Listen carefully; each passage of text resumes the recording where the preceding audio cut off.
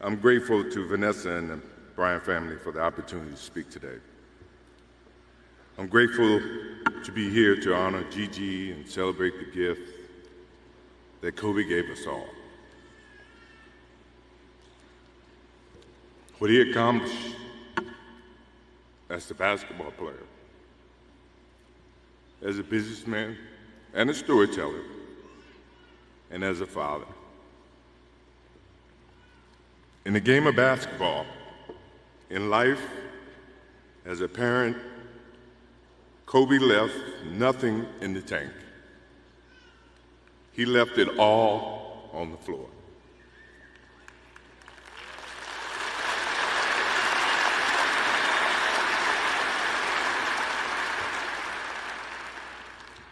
Maybe it surprised people that Kobe and I were very close friends, but we were very close friends.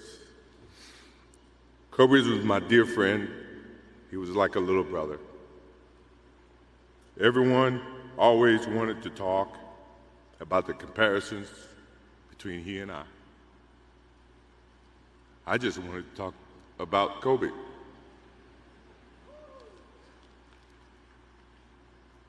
You know, all of us have brothers and sisters, little sisters who, for whatever reason, always tend to get in your stuff,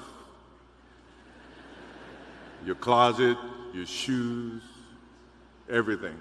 It was a nuisance, if I can say that word. But that nuisance turned into love over a period of time, just because the admiration that they had for you as big brothers or big sisters. The questions, the wanting to know every little detail about life that they were about to embark on. He used to call me, text me, 11:30, 2:30, 3 o'clock in the morning, talking about post-up moves, footwork, and sometimes the triangle. At first, it was an aggravation.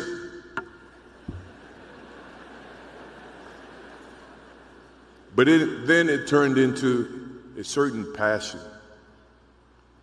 This kid had passion like you would never know. And it's an amazing thing about passion. If you love something, if you have a strong passion for something, you would go to the extreme to try to understand or try to get it. Either ice cream, Cokes, hamburgers, whatever you have a love for. If you have to walk, you would go get it. If you have to beg someone, you would go get it. What Kobe Bryant was to me was the inspiration that someone truly cared about the way I played the game or the way that he wanted to play the game. He wanted to be the best basketball player that he could be. And as I got to know him, I wanted to be the best big brother that I could be.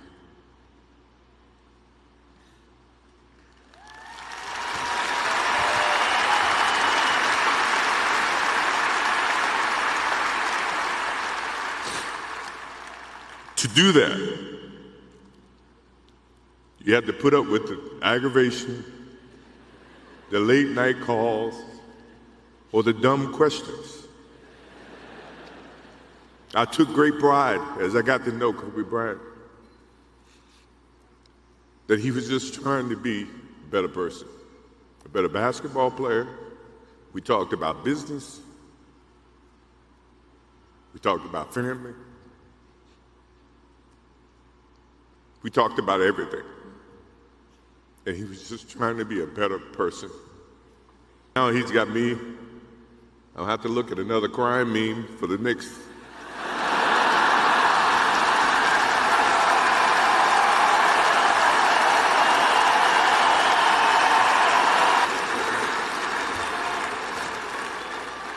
I told my wife I wasn't going to do this because I didn't want to see that for the next 3 or 4 years. That is what Kobe Bryant does to me. I'm pretty sure Vanessa and his friends all can say the same thing. He knows how to get to you in a way that affects you personally, even though if he's being a pain in the ass.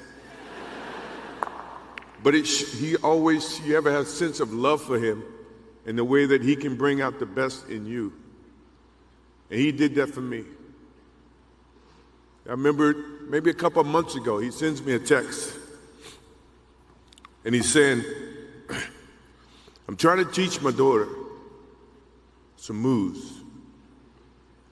And I don't know what I was thinking or what I was working on, but what were you thinking about when you were as you were growing up, trying to work on your moves? I said, what age? He says, 12. I said, 12, I was trying to play baseball. He sends me a text back saying, laughing my ass off. And this was at 2 o'clock in the morning. But the thing about him was we could talk about anything that related to basketball, but we can talk about anything that related to life. And we, as we grow up in life, rarely have friends that we can have conversations like that. Well, it's even rare when you can grow up against adversaries and have conversations like that. I went and saw Phil Jackson in 1999 or maybe 2000. I don't know when Phil was here in LA. And I walk in and Kobe's sitting there. And the first thing, I'm in a suit. First thing Kobe said, did you bring your shoes? No, I wasn't thinking about playing. But his attitude to compete and play against someone he felt like he could enhance and improve his game with. To me, that's what I loved about the kid. Absolutely loved about the kid. No matter where he saw me, it was a challenge.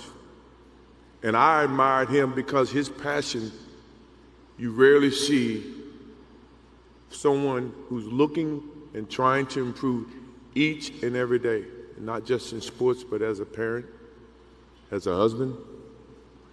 To Vanessa, Natalia, Bianca, Capri, my wife and I will keep you close in our hearts and our prayers.